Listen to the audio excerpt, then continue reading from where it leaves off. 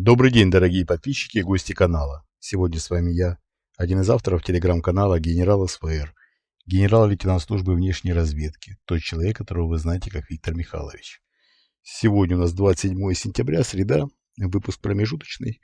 Я уверен, вы помните, что вы можете оставить ваши вопросы в комментариях к этому выпуску, так как вы оставляете традиционно вопросы в комментариях выпуска, который выходит в среду. Перед тем, как оставить вопрос, пишите слово «вопрос» или ставьте знак вопроса. Я уверен, наши уважаемые зрители и слушатели прекрасно знают. Также хочу напомнить, что существует наш Patreon, где по четвергам я отвечаю на все поставленные вопросы. Еще раз повторяю, есть у нас Patreon, я вам напоминаю многократно, но я смотрю, что в последнее время у нас значительно прибавилась аудитория в Patreon. Хотелось бы, конечно, больше. Хотелось бы больше, и там я более откровенен. Поэтому подписывайтесь, рекомендую. Отвечаю на все вопросы. В четверг все наши уважаемые подписчики в Patreon получают ответы на свои вопросы. Детальная инструкция, как подключиться к нашему Patreon на территории России, есть в описании к этому ролику. Так, теперь перейдем к событиям. Замечательное событие, если я не ошибаюсь, сегодня.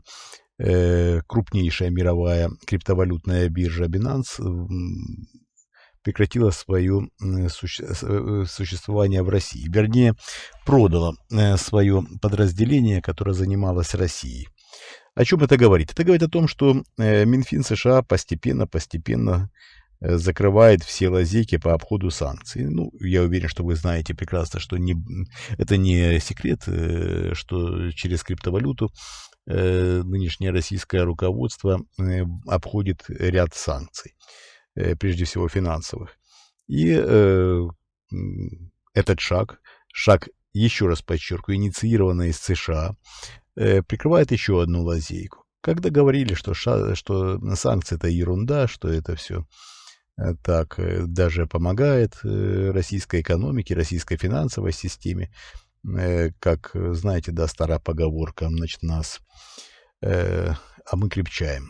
Я не хочу говорить матерные слова, но вот как бы старая поговорка, абсолютно глупая, ну, абсолютно применима к нынешнему российскому руководству. Вот только не крепчают, а ослабевают. Санкции подрывают очень и очень многое, в том числе основы финансовой системы.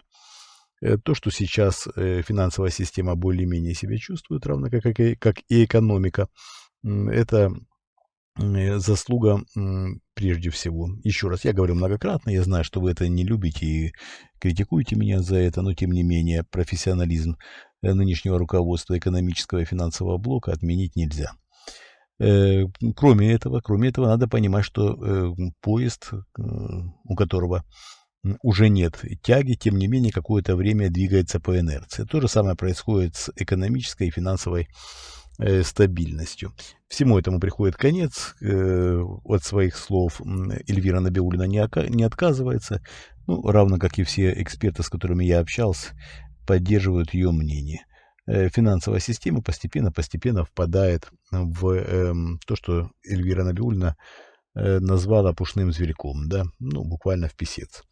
И в скором времени мы увидим те признаки, о которых неоднократно Набиуллина говорила президенту России Владимиру Путину, премьер-министру и другим людям, которые, казалось бы, должны бы что-то понимать, но нет. Ну, мы понимаем, да, что от Мишустина мало что в этой жизни зависит.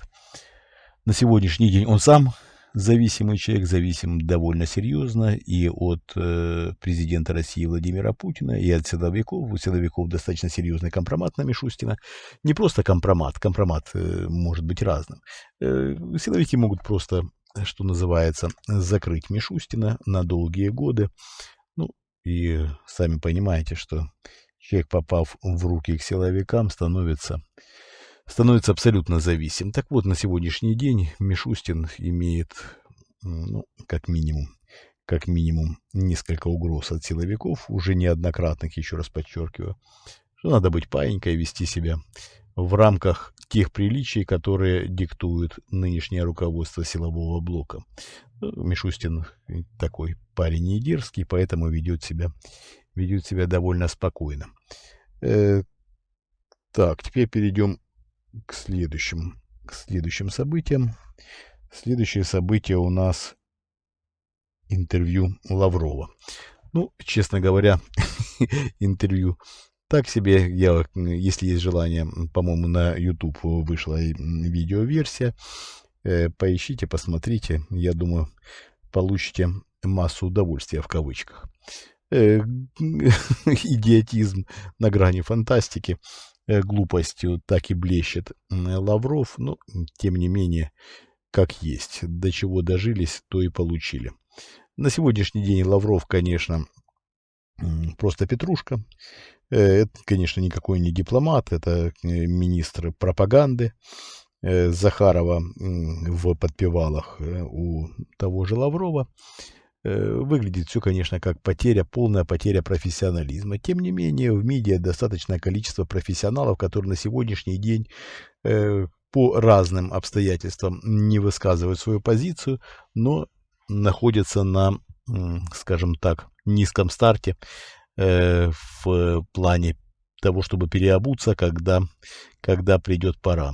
Есть профессионалы, есть те люди, которые готовы и могут работать, есть те люди, которые будут только приветствовать, когда Россия станет на те рельсы, которые поведут ее в светлое будущее, в демократическое, пойдет Россия по демократическому пути развития, и тогда эти люди, безусловно, еще пригодятся. Да, на сегодняшний день, еще раз подчеркиваю, по разным причинам эти люди не высказывают своих позиций. Это их право, это их бремя, я бы так сказал. Я просто с многими из них общаюсь, и я знаю, что для них это бремя. С удовольствием, конечно, они бы прояснили свои позиции, но тогда у них были бы большие проблемы. Многие люди не хотят проблем, как обычные люди, так, не все смельчаки, не все отважные, не все отчаянные, не все готовы рисковать своим будущим своих детей, своих родных и близких. Мы же понимаем, да, мы видим яркие примеры, например, Иван Сафронов, да, и сначала Путин убил его отца, а теперь Иван Сафронов, младший, находится в тюрьме. Иван звали и отца, и сына также Иван. Положение, конечно, в котором оказалось нынешнее российское руководство, более чем дурацкое, тем не менее, страху нагнали довольно приличного. И многие люди, многие приличные люди, еще раз подсказываю, еще раз повторяю, приличные люди, многие молчат. Я понимаю, еще раз повторяю, почему это происходит. Тем не менее, как есть. Так, далее. Далее у нас, давайте еще немножко обсудим Армению и Азербайджан. Конфликт в Нагорном Карабахе, который, судя по всему, уже закончился. И мы видим, что действительно огромное количество беженцев на тот момент, когда я записываю этот ролик, уже говорят о 50 тысячах беженцев с Нагорного Карабаха. Беженцы в Армению, конечно. Не верят Алиеву, не верят, что все будет гладко. Тем не менее, Алиев совсем не против присутствия международных организаций на территории Нагорного Карабаха. Здесь, конечно, человек должен и волен выбирать сам. Я понимаю, что к этой ситуации навряд ли применимо слово «волен», когда человек, оказался в таких обстоятельствах, когда он выбирает, верить или не верить стороне азербайджанской, которая воевала против армянской стороны. Давайте будем говорить откровенно, мы не будем лукавить, да, не будем говорить, что мы не знаем, кто жил в Нагорном Карабахе до последнего времени, и что это какие-то, возможно, другие люди. Нет, конечно, это армянская сторона. Конечно, эти люди считают, что они могут быть подвержены репрессиям. Очень тяжелый выбор, я понимаю, но тем не менее и для Армении, и для Азербайджана подходит конец глобального противостояния. Я напомню, что Армения не признавала статус Нагорного Карабаха и, соответственно, никаких претензий по этому поводу, по поводу территориальных претензий, извините, я неправильно выразился, значит, не выдвигала. Так, я надеюсь, что в этом плане армяне и азербайджанцы найдут общий язык. Я надеюсь, что в скором времени все у них будет в порядке. Так, уже более 10 минут мы в эфире. Я напоминаю, что этот ролик выходит в среду, а, соответственно, вы можете оставить свои вопросы, на которые я отвечу в субботу. Ну, в пятницу у меня уже не получается, времени действительно катастрофически не хватает. Отвечу в субботу. Суббота это у нас будет 30 сентября. Перед тем, как в комментариях оставить свой вопрос, пишите слово «вопрос» или ставьте знак вопроса. И опять-таки напоминаю, что у нас есть Patreon, где я по четвергам отвечаю на все вопросы. Подписывайтесь на Patreon. Хочу вам еще раз напомнить, многократно напоминаю, я думаю, что вы это прекрасно знаете. Мы вас любим, это искренне, это самое главное. Мы работаем для вас. Большое спасибо, что были со мной. Всего доброго. До свидания.